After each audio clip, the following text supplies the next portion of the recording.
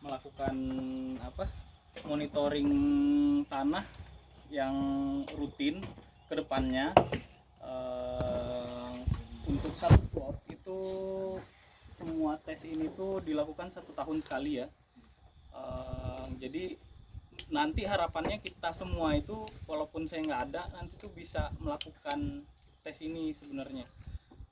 Dan pagi ini tuh saya mau ngasih tahu dulu apa pentingnya, terus apa yang harus dilakukan, alatnya apa aja. Jadi kayak brief explanation gitu, nanti kita di lapangan coba praktek. Pertama itu untuk water infiltration. Jadi itu tuh kecepatan dari penyerapan air di tanah. Hubungannya sama apa? Hubungannya itu pertama sama apa namanya, soil sealing itu. Jadi ada tanah itu ditutupin. Jadi pertama itu dia berarti ada penutup di permukaan tanah tuh. Nah, kita mau tahu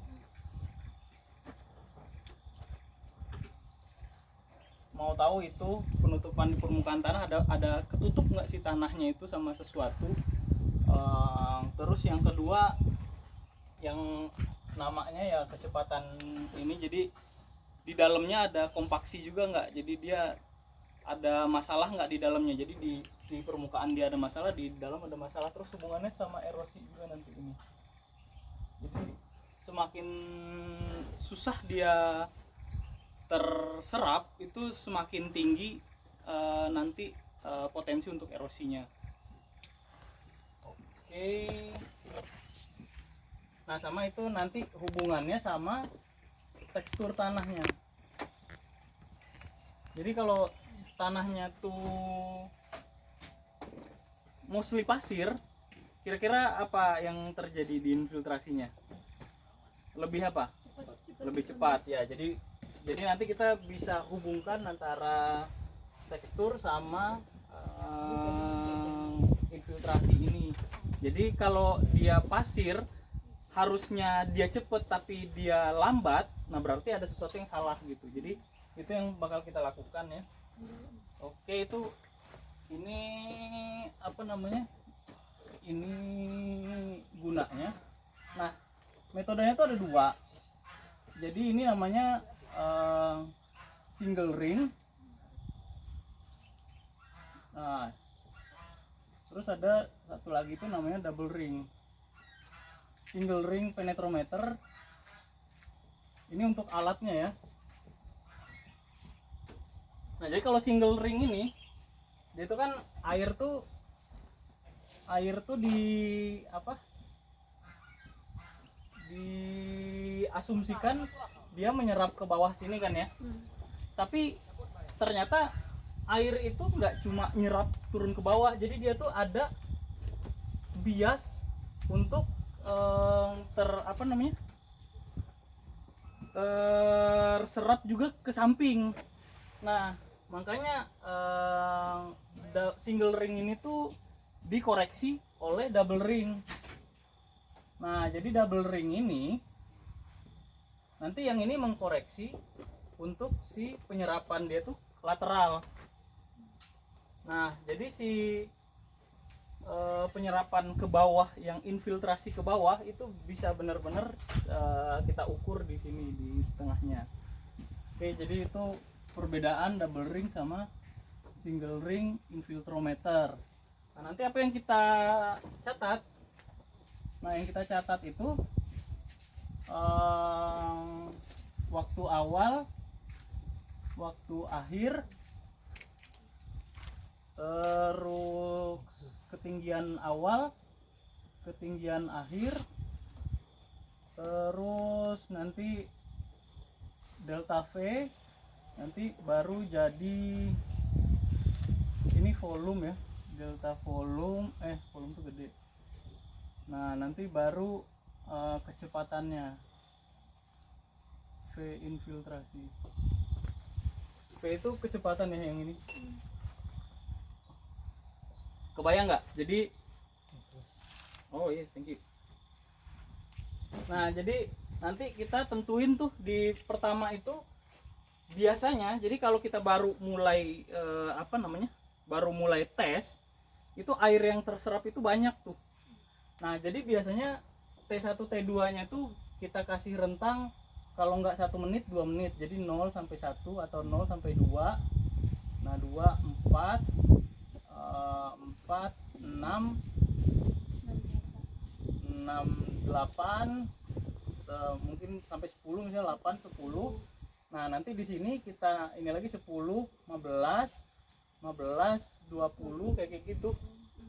Jadi yang kita konstankan itu si waktunya.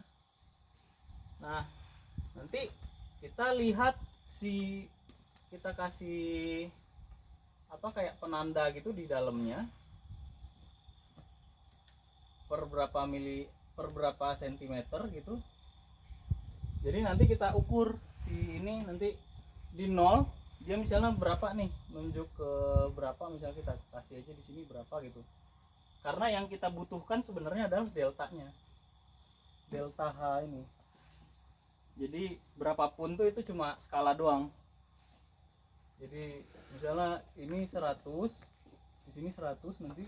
Nah, nanti kita lihat pas dia 2 menit, misalnya di sini 80 gitu-gitu. Oke, jadi sini kayak ini nih. Nah, terus di sini 80 kan, berarti di sini misalnya 65 gitu-gitu. Nah, nanti baru itu kita ukurnya nanti. Jadi yang kita fokuskan tuh di ngambil datanya di sini. Jadi ini tuh yang paling lama lah kalau di lapangan kayaknya untuk untuk pengukuran surveinya. Nah terus ada pertanyaan dulu dari yang water infiltration? Nggak ada, jelas sekali ya. Itu berarti satuannya yang kita hitung itu jam. Satuannya waktu. Enggak, volume per waktunya. Ya per waktunya per jam atau per menit? Per menit dulu, nanti bisa kita konversi. Kalau udah dapet datanya sebenarnya bisa dikonversi kemana aja. Terus berarti tanpa penggalian ya? Enggak, ini kan langsung di atas. Oh, caranya. Nah, ini di caranya tuh sama ini ditaruh, terus ini dipukul. Kalau atau ditekan sih sebenarnya. Kalau tanahnya mudah biasanya sih dipukul. Jadi ditaruh kayu, pukul sampai mungkin 5 sentian lah. Jadi biar intinya tuh nggak ada air tuh keluar dari tanah yang kita tidak keluar dari yang tepi bawah itu ya. Terus juga supaya ini tidak bias, itu jadi rekahan yang ditimbulkan akibat kita mukul ke situ tuh tanahnya dipadatin lagi ke samping-sampingnya. Jadi biar nggak ada, jadi infiltrasi itu masuk gara-gara kita ngebikin lubang di tanah. Jadi itu ya si gunanya alat ini tuh. Oke, jelas. Nah terus yang kedua, cell compaction. Nah cell compaction ini supaya I have a question. Iya. Iya.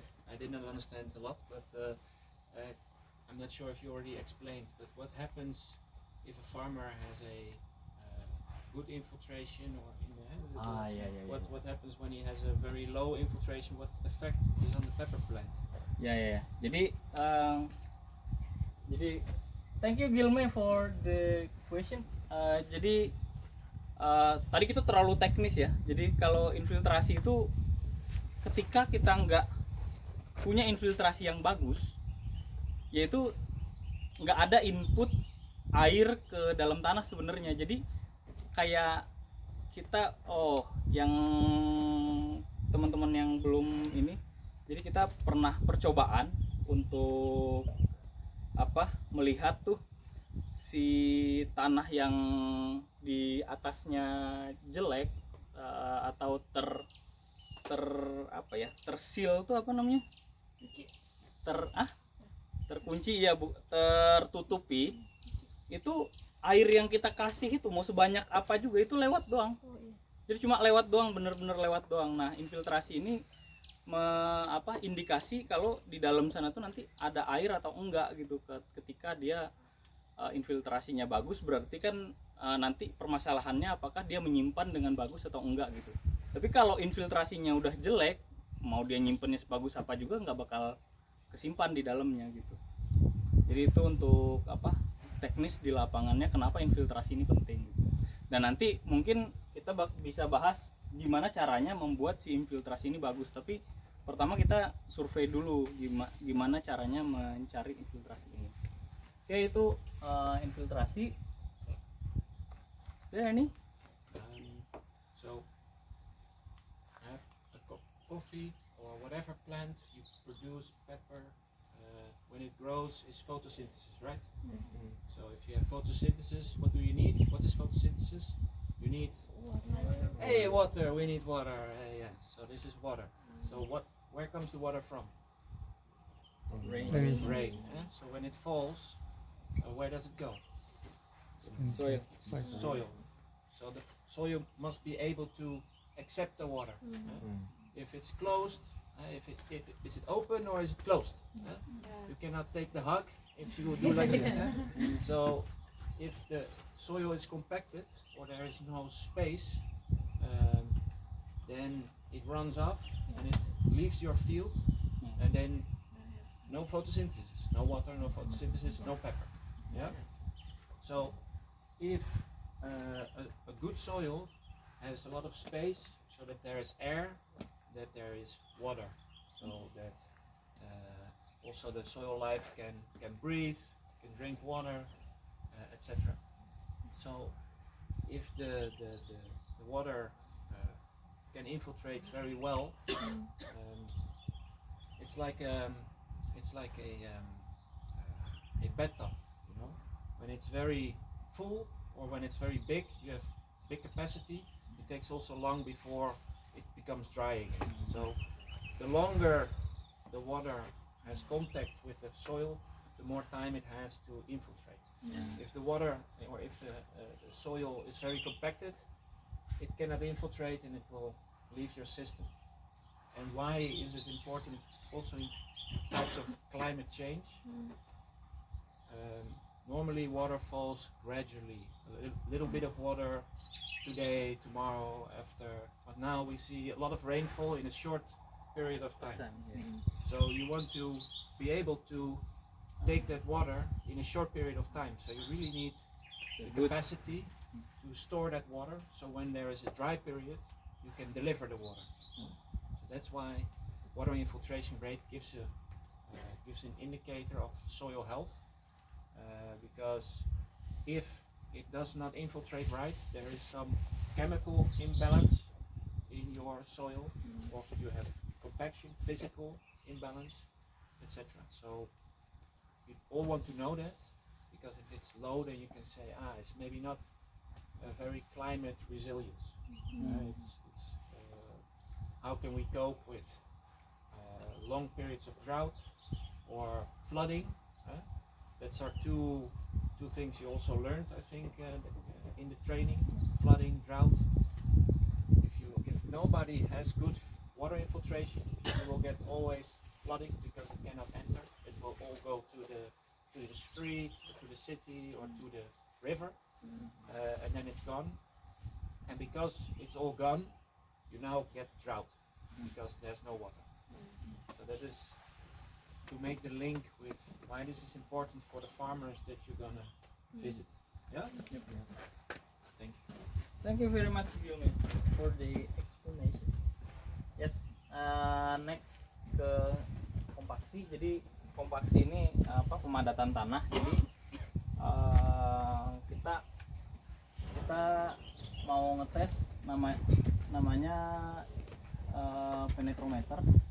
Nah, jadi nanti di sini ada gauge-nya. Kita lihat si tanah ini compact atau enggak. Jadi itu hubungannya juga sama water infiltration sama water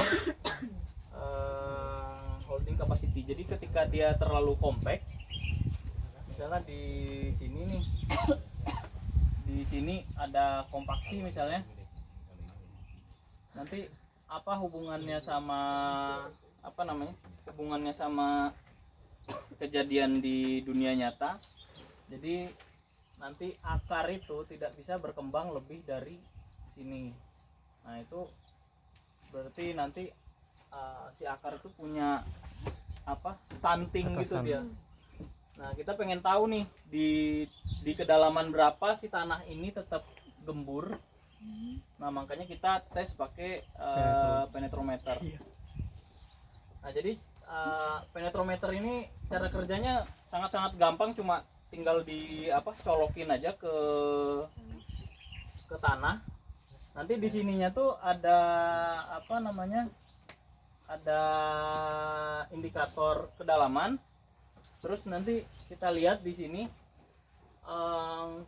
seberapa kuat si tekanan gaya normal yang diakibatkan oleh tanah ini. Jadi kalau dia nanti ada pemadatan, itu berarti agak susah nyoloknya gitu. Nanti itu kita catat, jadi per kedalaman misalnya kayak 10 cm atau per berapa senti, nanti kita lihat ini tuh masih normal atau enggak. Nah, jadi intinya nanti kita catat nih, tabelnya tuh gini, kedalaman terus nilai tekanannya. Udah gitu doang, jadi nggak susah ya, cuma dicolok-colok doang. You wanna add something for I have a question. this soil compaction? Yeah. Yes.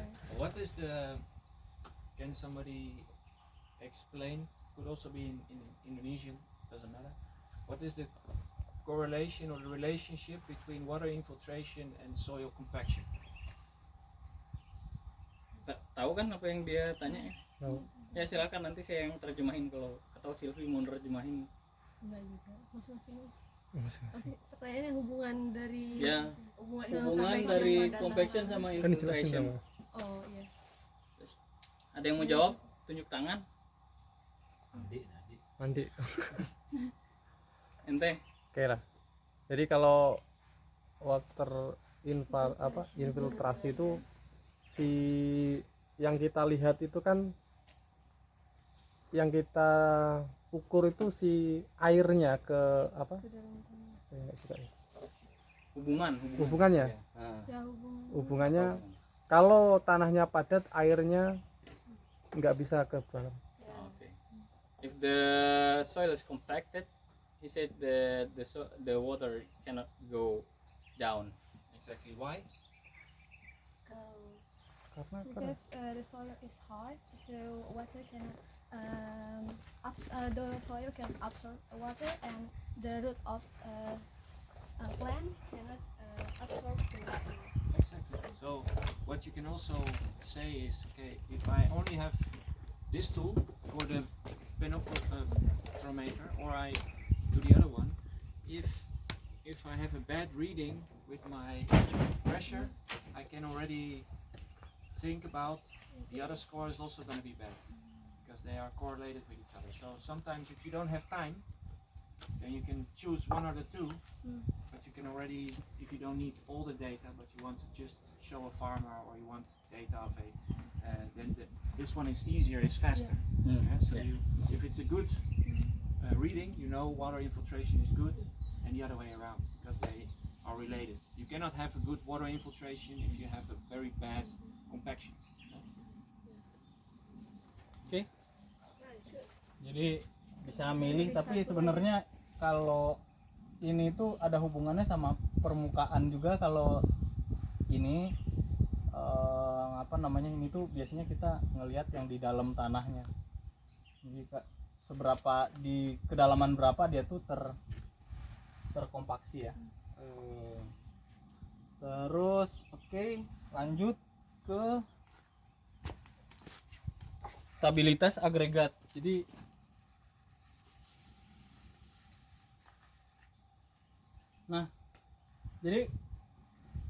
untuk stabilitas agregat gini jadi tanah yang bagus itu dia seperti yang saya bilang kemarin, cuma teman-teman nggak ada juga. Jadi tanah yang bagus itu dia gembur tapi bukan loose. Jadi dia tuh gemburnya itu bukan crippling gitu, bukan jadi debu gitu. Tapi gembur itu ada agregat yang di dalamnya tuh ada mikropori, ada makropori gitu. Jadi dia terbinding gini, apa ya, bersatu. Ya, terikat si tanah tuh. Nah, apa yang kita lihat di soil stability ini itu dia bagus nggak ikatan antara partikel tanahnya. Jadi antar tanah ini tuh saling mengikat atau enggak. Hubungannya sama apa? Hubungannya tuh sama pertama erosi. Kalau dia erosi berarti artinya apa yang salah di tanah ini, apa yang buruknya? Agregatnya. Ya, agregatnya buruk, jadi jadinya gimana? Apa? Loss. Apa yang loss? Partikelnya.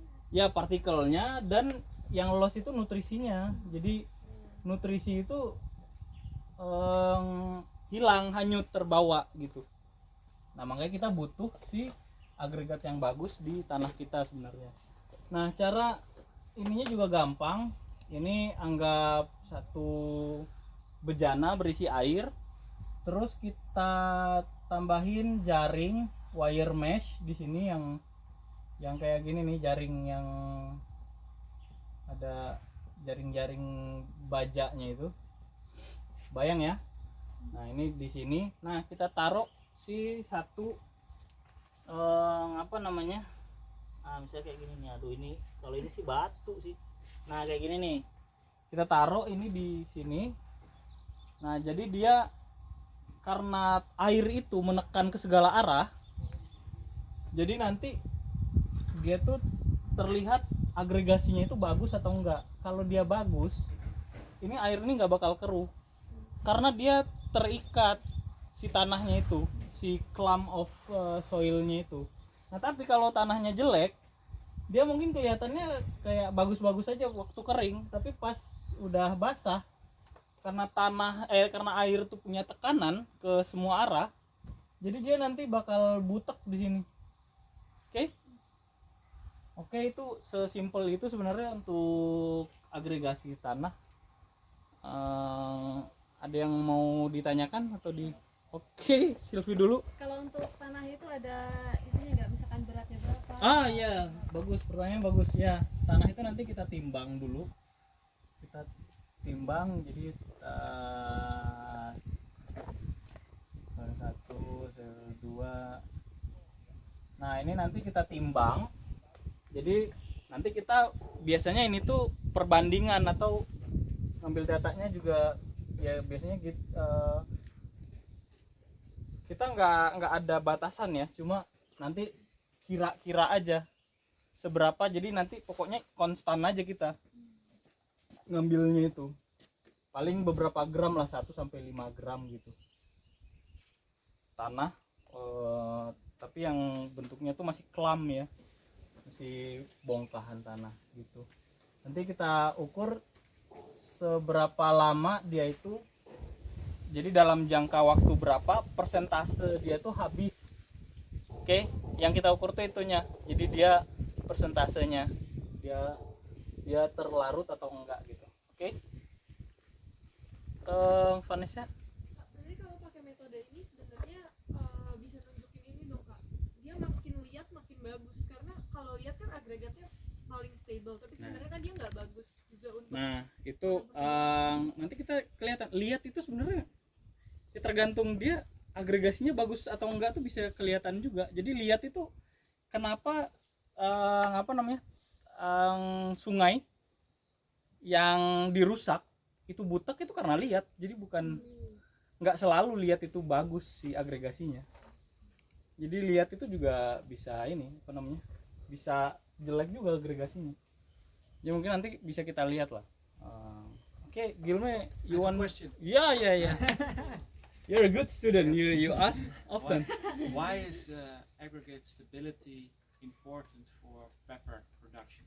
Nah, kenapa stabilitas agregat tuh penting untuk apa namanya, nanam lada kata dia. Ada yang bisa jawab nggak? Sylvie again? Okay. Yeah, I'm sorry, okay. my English is not good. Yeah, it's really My English. We're Okay. here to learn. That's all.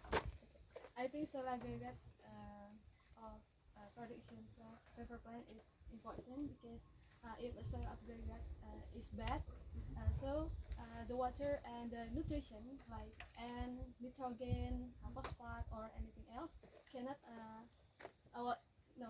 the root of a paper plant cannot absorb this nutrient, so I cannot production the paper. Yeah, it's partly as good stuff. Another one is also for soil biology. So, what is the function of soil biology in feeding the plant? Can you explain a little bit? Yeah. Or Should I? Should so I or you? I'll do a little bit. So soil biology digests the soil and to makes it water soluble and available to the plant. So it's soil biology makes the plant, gives nutrition, and it also helps with pest and disease repression. But then we need to know, okay, what's the home of soil biology? Just like I slept here tonight in this house, I need a structure because I need to move to do my work. We all moved today. And this is the house of the soil biology. If the soil aggregate stability is very weak, it's like this house is made of paper.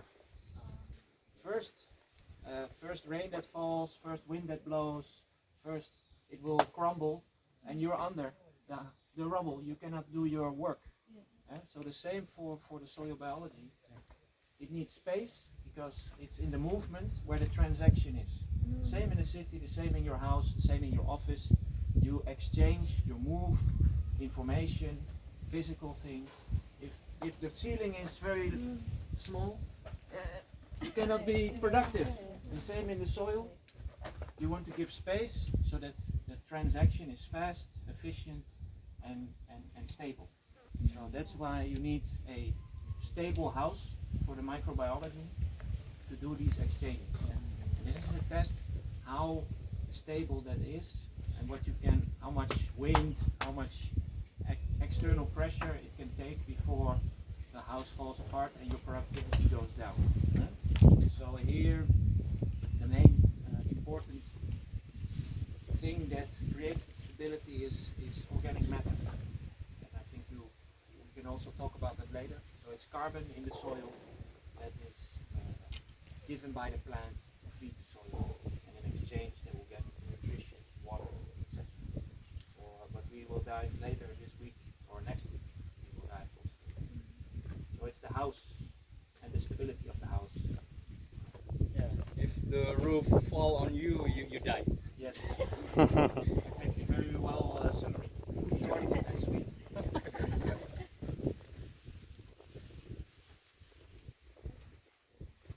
Udah.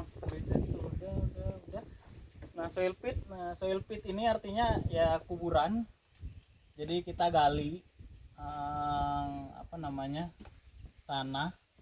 Nanti kita tentuin seberapa kuat kita mau ngegali tanah. Mau itu 1 meter atau setengah meter. Jadi biasanya dia kalau dia 1 meter berarti 1 meter kali 1 meter kali 1 meter atau 1 meter kali setengah meter. Jadi nanti kedalamannya tergantung kekuatan kita lah.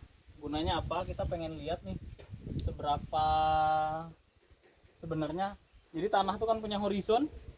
Jadi dia ada biasanya seresan horizon O.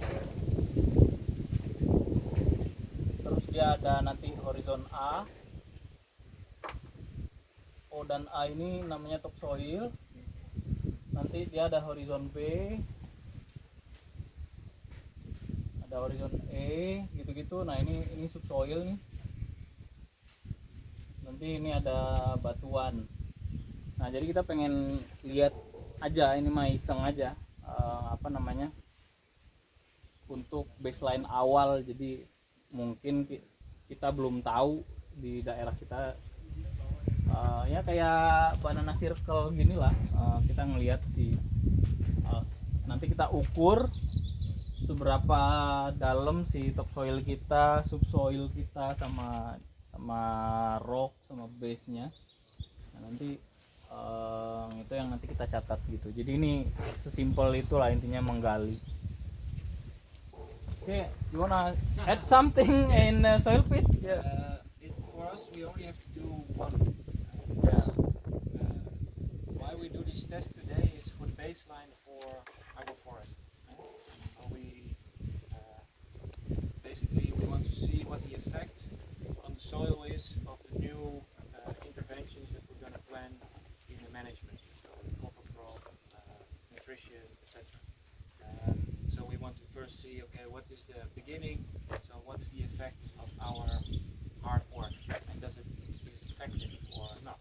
Because why otherwise do it before we go to the farmer and advise what he should do on his land. Soil pit is a very nice way to see the different horizons, and we can send it to a soil or to one of our experts to see if he can already see or indicate that there is a chemical disbalance, or it is for us an extra part for him, visible, to accompany all the other ones. So they all relate with each other, and this is just good sometimes for a soil scientist or an expert on microbiology, soil biology, to see, okay, can I ask certain questions, or it's just for extra information for him to come up with better advice. All the other technical things of how it's made and what's in which layer we're not going to talk about, but it's just good to send that information. Also, what I just told about these, I try to make it my examples in a way that people can understand it with like a house, or because many farmers, they don't like the scientific. If you come with tables and formulas, and he will go to sleep. So, and he will not. He wants to know pepper production, income. So always try when you go to a farmer and you want to do these tests and you explain why, translate it into pepper, because pepper is income and income is his interest. Instead of saying this is whatever, you can talk for every topic. You can say so many things, but who is your audience? If you go to a farmer, he wants to know, why should I do a cover crop? And then you can explain a cover crop, because a cover crop also all influences these parameters, or the way you do your nutrition. So whenever he asks something and you want to tell him about soil microbes or the bricks or whatever, well, how does it influence the health of his pepper, productivity of his pepper, so that he stays interested. But that takes practice. Thank you, Gilman. Where's mine?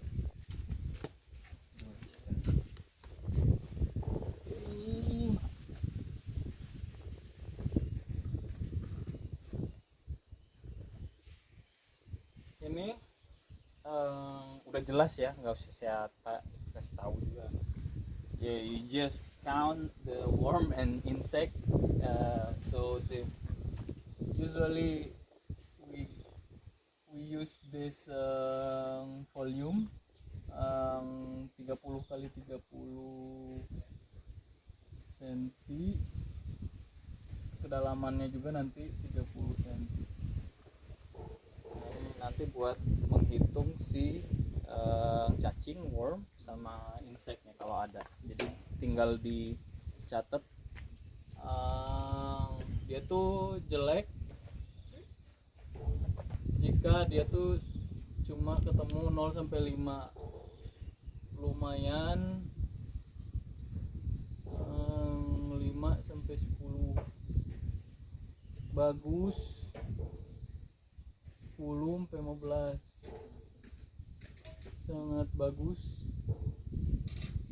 15 ke atas. Oke.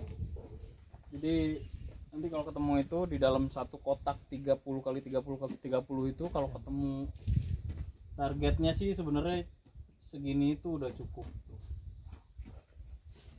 Gini lah sebenarnya yang cukup, puluhan. Oke, kalau itu 10 ketemu itu berarti ya udah lumayan bagus si tanahnya. Oke, ada pertanyaan? You wanna add something? No, it's really direct. Worms are just an indication of soil health. Yeah. If the soil is healthy, you will find more of it. So there's always, again, there's correlations between all these parameters. Oke.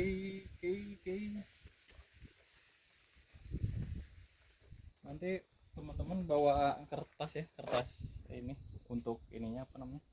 Untuk nyatet datanya ya. Nanti kita bagi-bagi tugas maksudnya karena ini juga saya kemarin ngobrol sama Gilminya terlalu singkat, maksudnya ayo kita besok gitu. Nah, jadi tidak sempat preparasi. Jadi makanya pagi ini saya jelasin briefnya.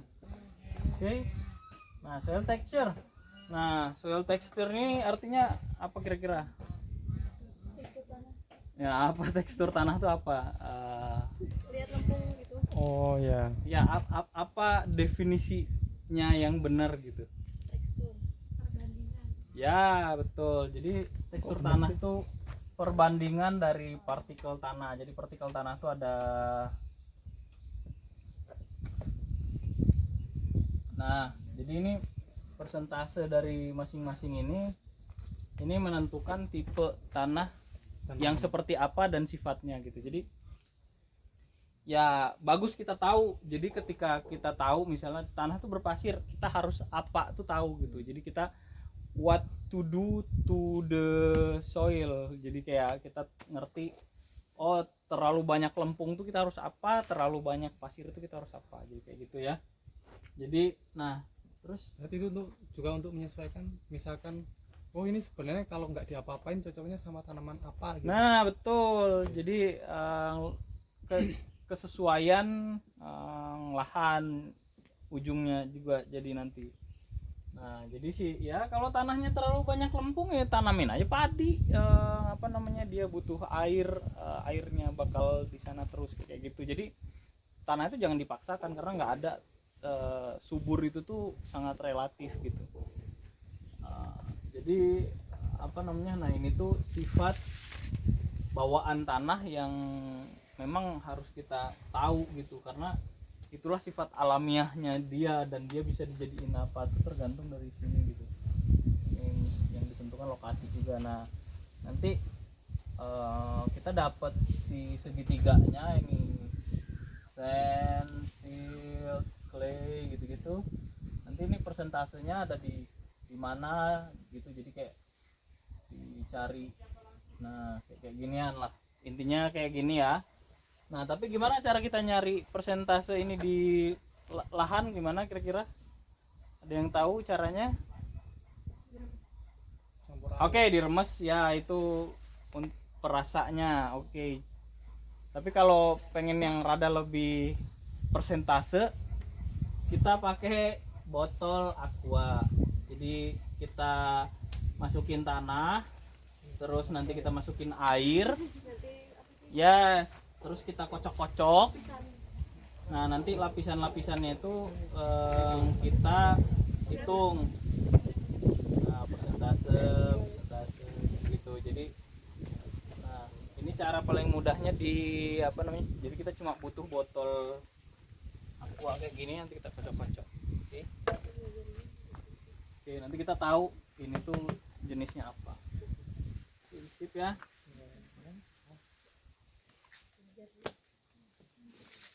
Nah, soil pH, you wanna add something Yes, of course. to Let the me soil think of texture? something.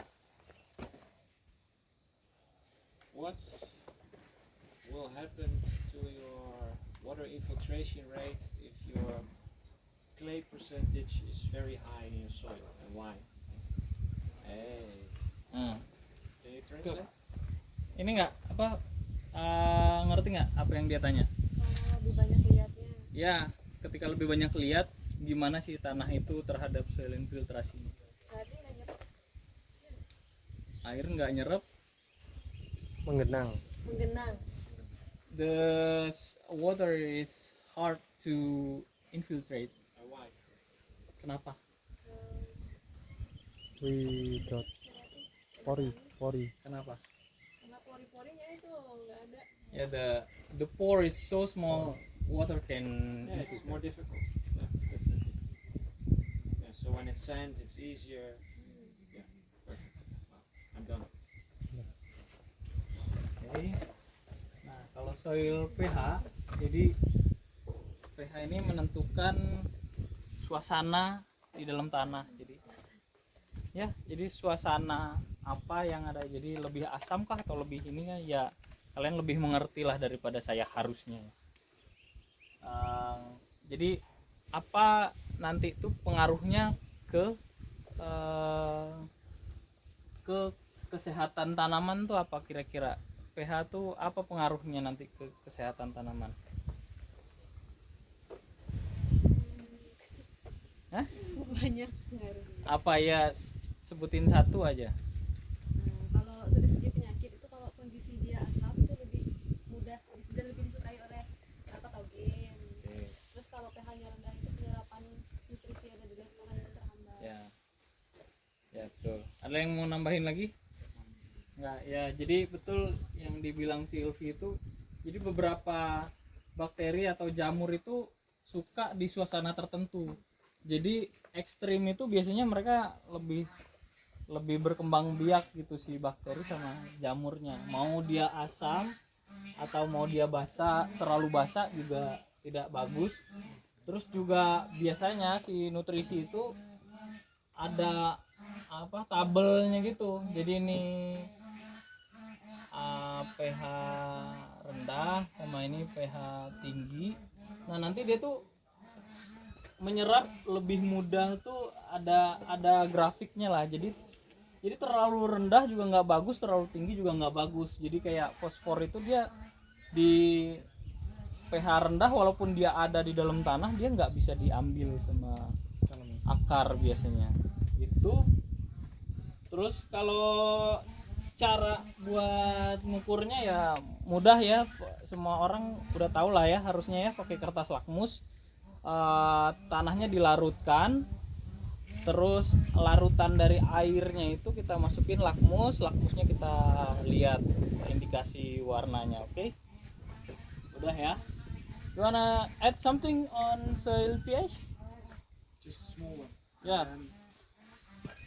Soil pH in the field is never homogeneous, so it can differ. Yes. And soil pH is in some cases very important, in some less important. If you have because we all have seen the graph, like the different nutrients, and then when it's most available, when it's not available. So that's why they often say pH between 5.5, 7.5. And that's your optimum. Range. The range that they are water soluble. So, but a lot of microbiology, they can change the pH themselves locally to make certain things available. So they can go 2 points up and 2 points down. So it's less important sometimes to flood your whole With field dolomite, right? with dolomite, because you need to do everything. You have to focus on creating a home and the conditions for microbiology to do that work for you, because it saves money. Because here I think pepper farmers use a lot of dolomite.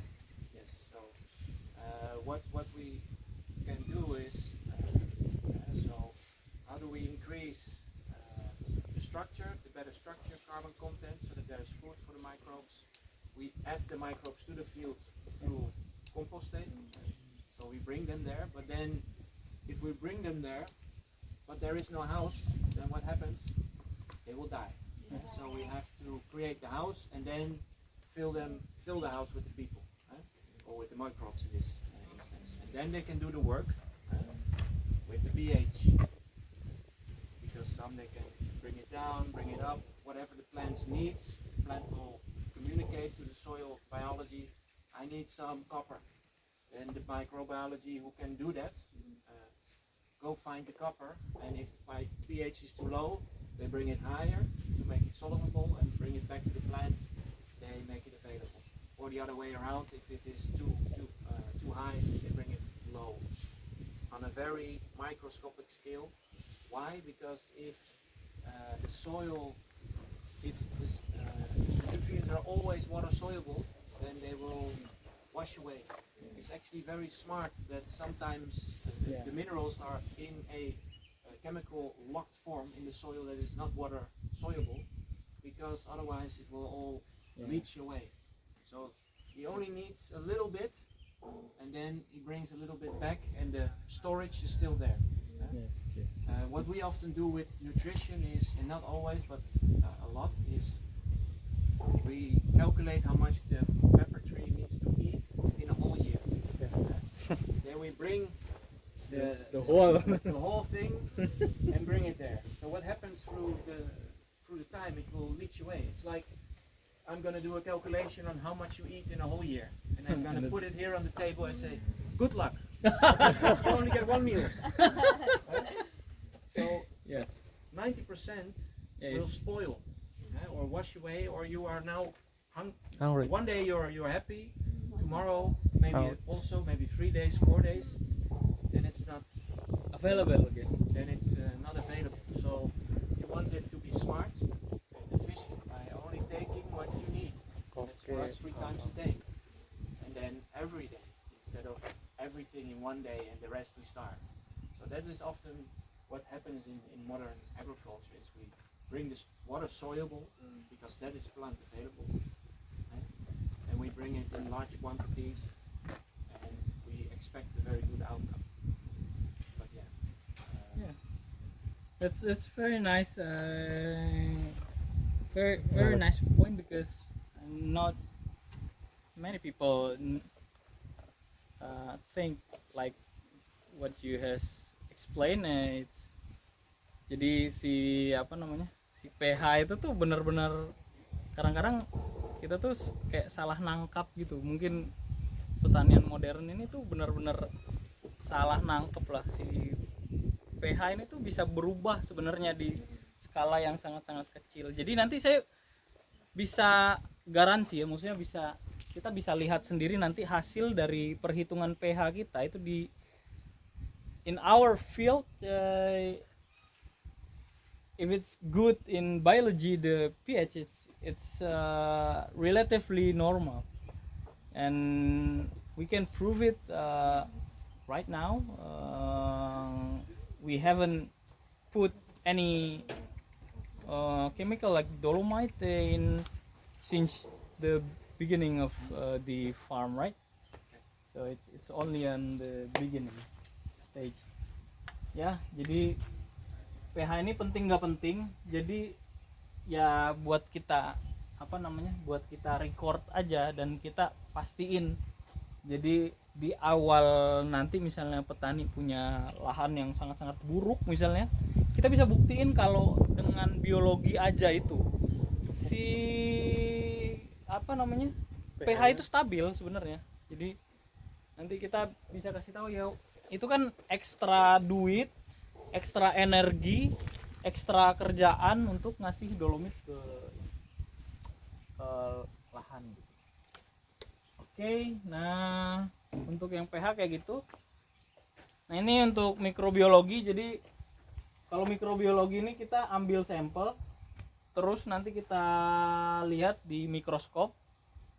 Terus yang kita lihat itu nanti ada ada dua kriteria besar, dia beneficial sama satu lagi tuh detrimental. Nah ini dua-duanya kita hitung nih, ini ada jamur, ada bakteri, terus ada bukan alga, namanya itu protozoa. Nah protozoa ini ada 3, flagellata, terus cilia, terus amuba, terus nanti ada nematoda,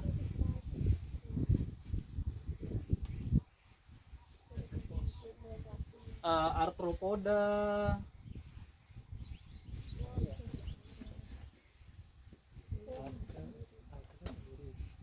Oke, paling kalau di mikro cuma ini yang kita lihat. Jadi masing-masing ini nanti kita hitung nih pakai teknik lah, maksudnya ada teknik-tekniknya tiap-tiap ini.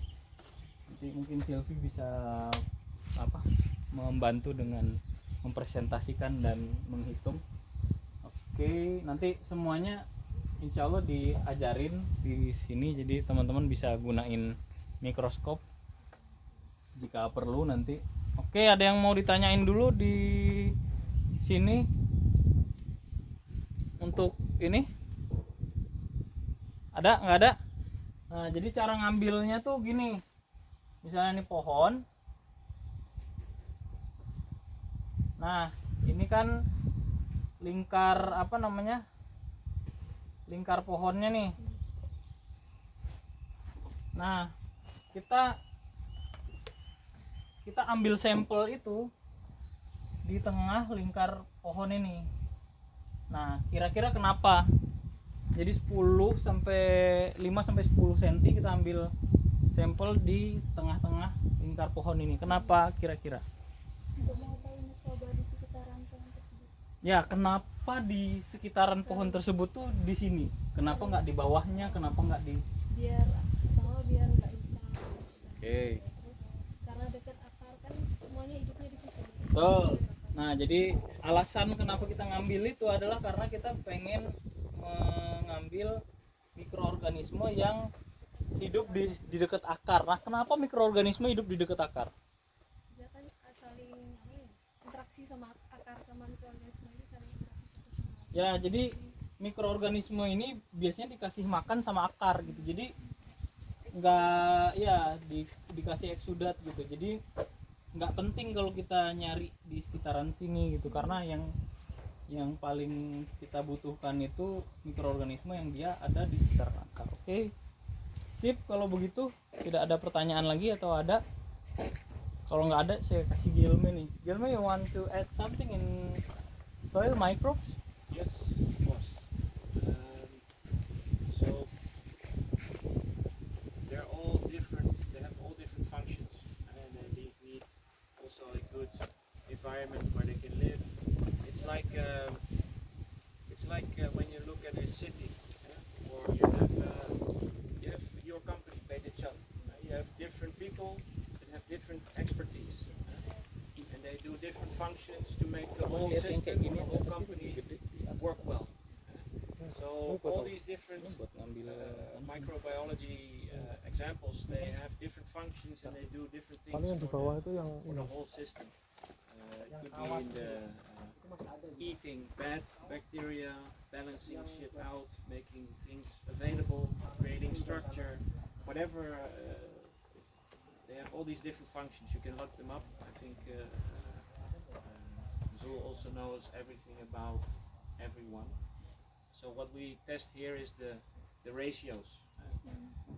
Because if you have more bacteria, there's certain functions very well, and if you have fungi, different functions, and different plants need different functions. Like different companies need different skills, different people. So that is also often when you get a crop description like pepper needs this type of soil, needs this type, this. You can accompany that so that you make the success of your pepper more more successful, let's say, more productive. So that's what we're gonna do today. I think is the ratio. Ya, the Yes. fungi and bacteria ratio. Okay. You usually have a question for them.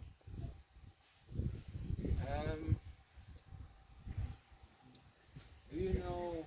Could you maybe often nematodes are created or put in a bad light? If you have too much nematodes, they will eat the roots of the plant, make it sick, etc. But Could you also tell something else about nematodes? What could they be beneficial and why? Why is it a difference between bad and good nematodes? Really good question. Ya. Apa bagusnya nematode kalau dia ada di sana gitu tadi tuh. Dia bantu mengurai tanah. Oke. Terus? Kayak dia tuh bikin jalur sendiri biar tanahnya tetap remah. Oke. Ada lagi?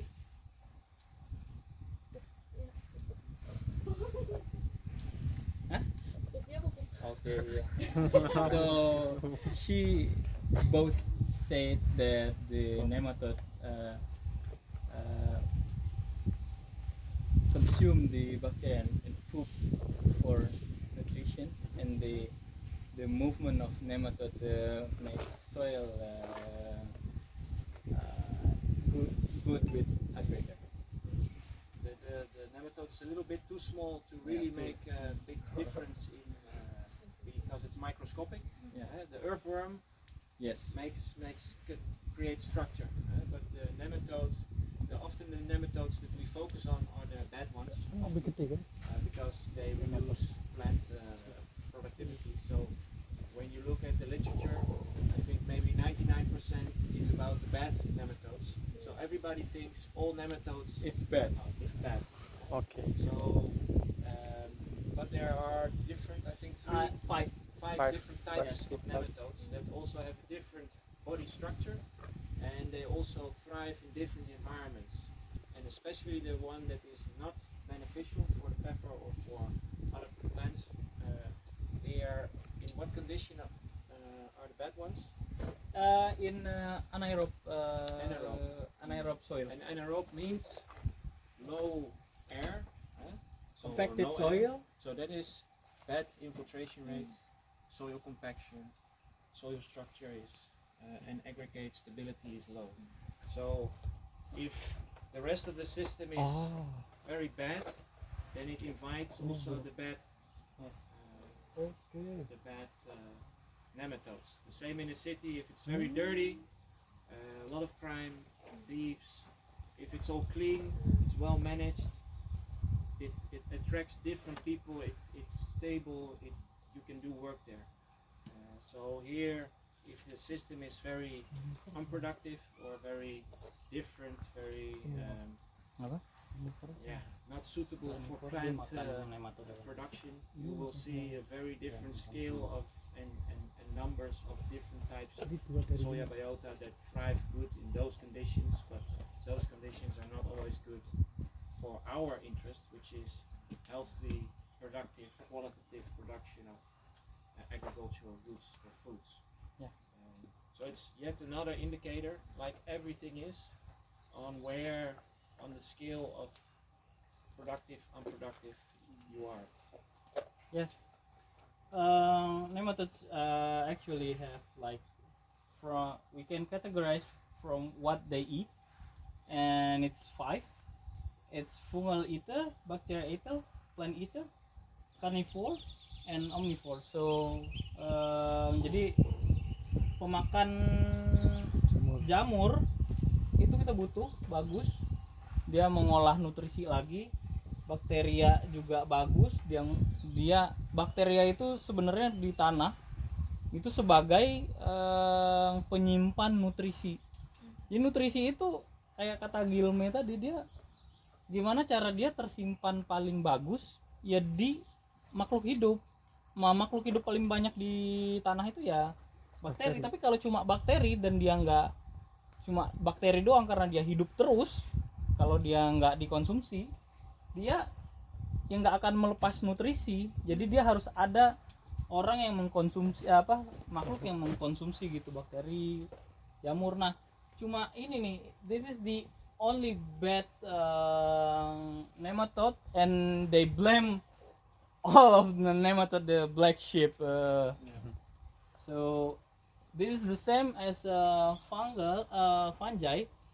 They just mentioned that it's only the bad fungi, but mostly fungi is useful for all of the type of the plant. So the scientists are nematode racists. Yes, there's only one bad one, but they Yeah. say the whole group is bad. Ya, ini pemakan, ini kanibal, nemat, ini juga bagus. Omnivore ini dia makan bakteri sebenarnya mostly, tapi dia bisa makan jamur dan makan plant. Jadi And Jadi we ya. have there's also one that eats the bad one, eh? ya, this one, the carnivore, the cannibal Cannibal. So he's like the police. of the nematode. Yes, he's the police of the nematode. Yeah, and we can identify the nematode from the structure of the body. Because if you need to, it's like if you go to the field, you have different equipment. If you are in the lab, you have different equipment. When you are a policeman, you have different equipment. So they have different equipment based for the function that they have. So that's how we can recognize them. Okay, thank you Gilme. Oke, microbe udah. Kayak juga ya ngejelasin ini tuh. Sejam ini. Iya. Mungkin Eh, sudah sejam. break test. Nah, this is jadi break test ini intinya sub analisis. Jadi kita melihat seberapa banyak gula yang terdistribusi di daun. Jadi untuk apa gula? Ya berarti gula itu adalah indikator dari berhasilnya sebuah fotosintesis. Jadi ketika dia rendah ya berarti fotosintesisnya terganggu, ketika dia tinggi fotosintesisnya bagus. Nah, kita ngapain? Kita ekstrak si daunnya, terus tetesan daun ini kita masukin ke Brixmeter. Nanti di Brixmeter itu keluar angka seberapa. Nah, disitulah nanti si Brix ini ketahuan gitu.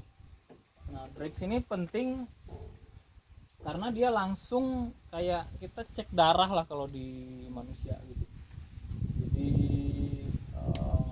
dia langsung ketahuan efeknya kalau kita ngasih sesuatu nanti sorenya, kita ngasih pagi, siang atau sorenya tuh bagus atau enggak gitu, atau ngaruh-ngaruh kayak gitu.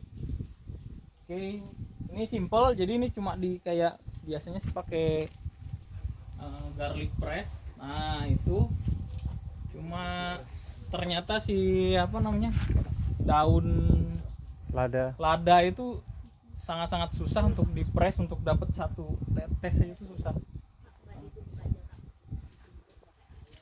Nah, kalau pakai air nggak boleh karena ya pelarutan dong namanya.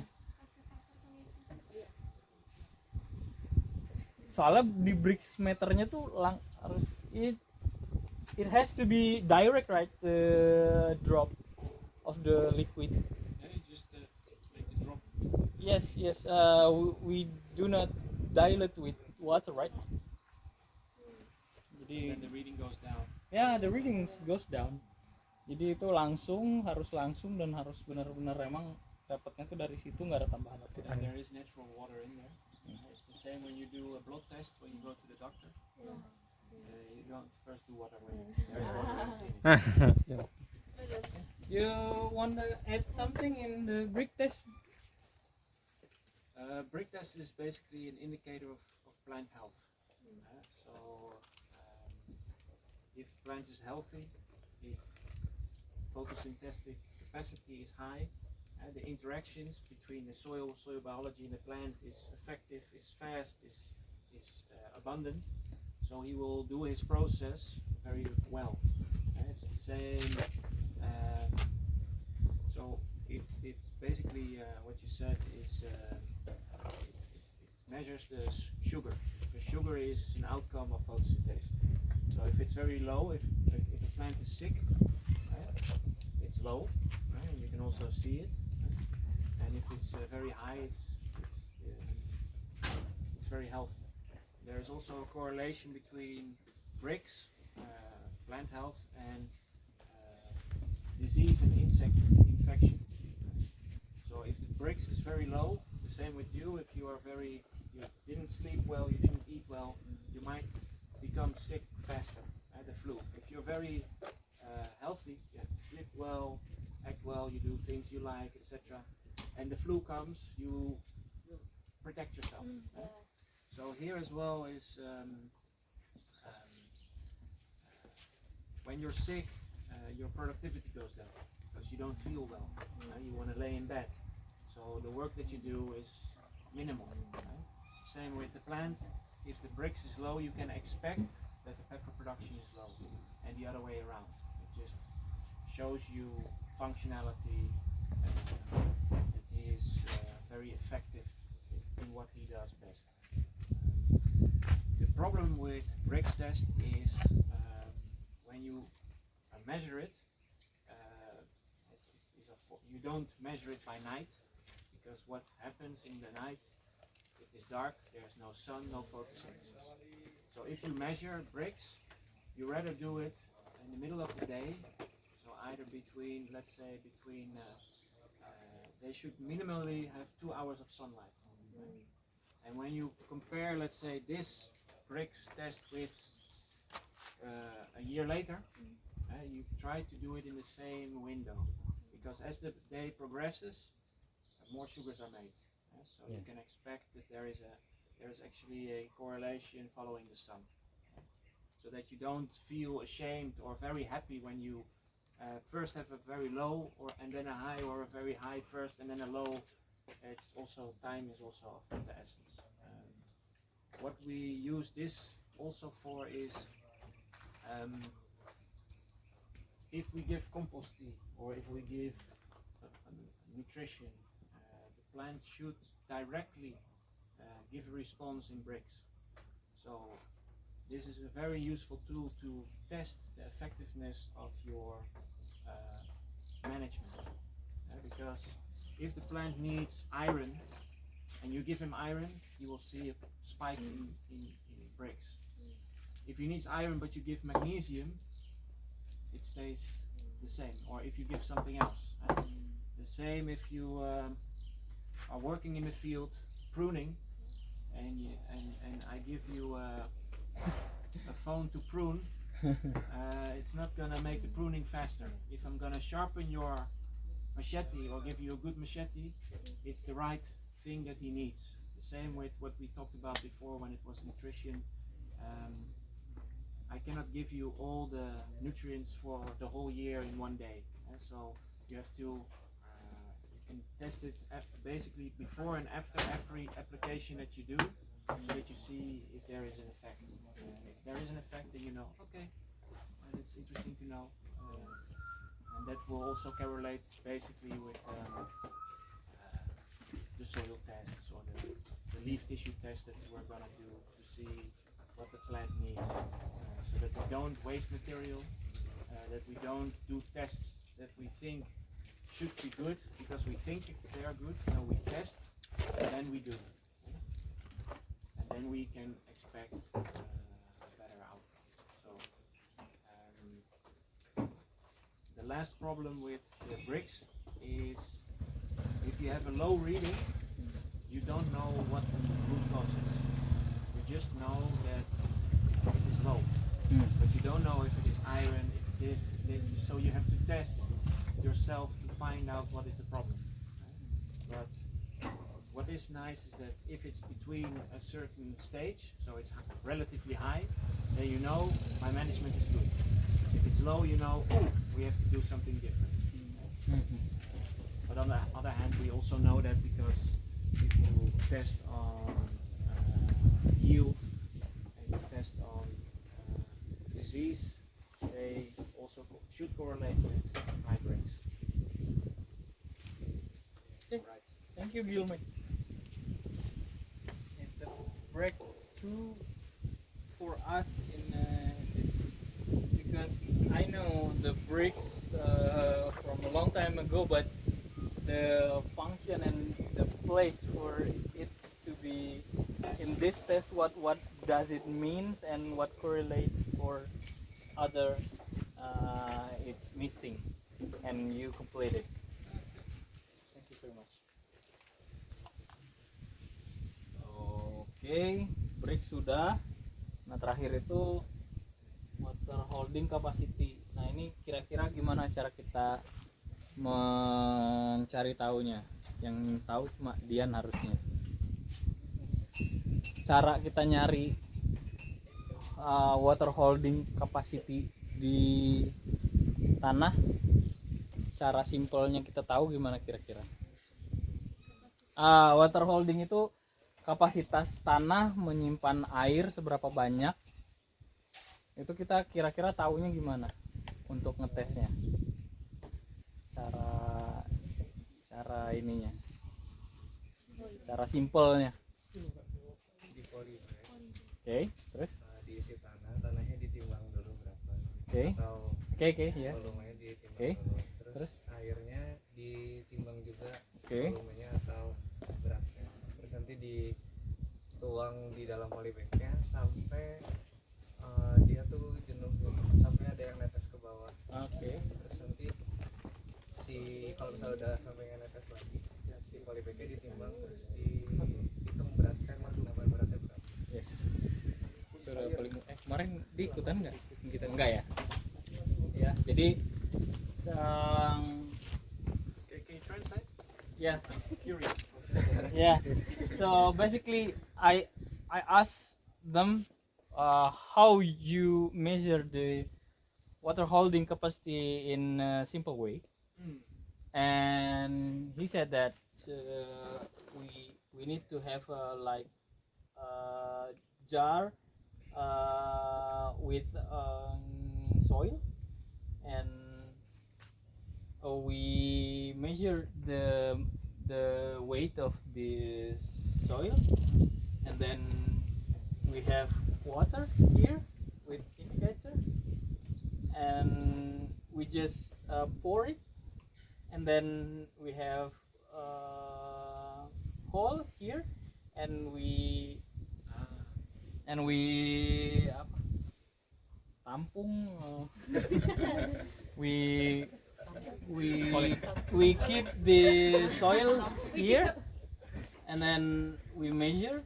And then you weigh the yeah. soil again. and Yes, you and weight see the percentage. soil again, and yeah, the percentage, and we measure the loss. Yeah, it's basically right. And ya begini caranya. Jadi kalau nanti lebih simpel lagi tuh punya jar kita, terus ada corong di sini di kapas atau apapun yang bisa iniin. Nah, soilnya kita taruh di sini, terus kita kayak ini tadi ditimbang terus kita lihat si pengurangan air. apa namanya pengurangannya, sisanya di sini berapa. Nah paling ya begitu. Jadi udah bener apa yang dia bilang. You want to Yes. add something? I have a question. Good. Can you? I'm gonna make a situation like the soil has a high water infiltration rate, but a very low water holding capacity. What type of soil is it? Nah, ke ini nggak apa? Tahu nggak yang dia tanya, atau perlu ditranslate nggak? Yeah, translate.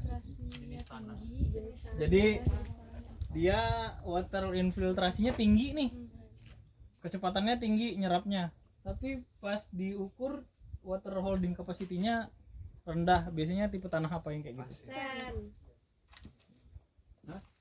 Sand. Yes. Perfect. Okay. So, what determines water holding capacity? Which compound in the soil holds water very well? Partikel apa di tanah yang Not the particle, but the if you have the what do you call it? The segregation or the circle diagram of what the soil looks like. ya the apa different yang compounds. paling penting, sesuatu apa yang penting di tanah itu yang membuat dia tuh terholding. Saya udah sering bilang ini. Apa yang membuat sih, jadi pertanyaan gini, apa yang membuat air itu tertahan di tanah? composition of macro and micro pore. Yes, and which compound holds the water very well and also works for your soil aggregation. I already said it maybe one time, but no. Clay also holds better, but it also brings down the water infiltration because of the particle. But I want now good water infiltration, but also good water holding capacity. So what type of soil? What's the difference between sand? What do I have to add to have a good water infiltration, but also have a very good Jadi- water holding capacity? Ya, jadi Lempung berpasiran gitu ya. bukan. Jadi ini satu hal nih. Hal lain apa yang membuat si ini nih bagus jadinya? Ini satu hal nih, sand, silt, clay itu satu hal. Hal lain apa yang membuat dia tuh bisa tinggi juga? Walaupun dia infiltrasinya tinggi, banyak pasir. Bahan organik. Ya, organic matter. Yes. So water organic matter, if you have water organic matter, I mean soil organic matter So, is basically the sponge of the soil. So if we do a soil test, you can always get the soil organic matter percentage of your soil.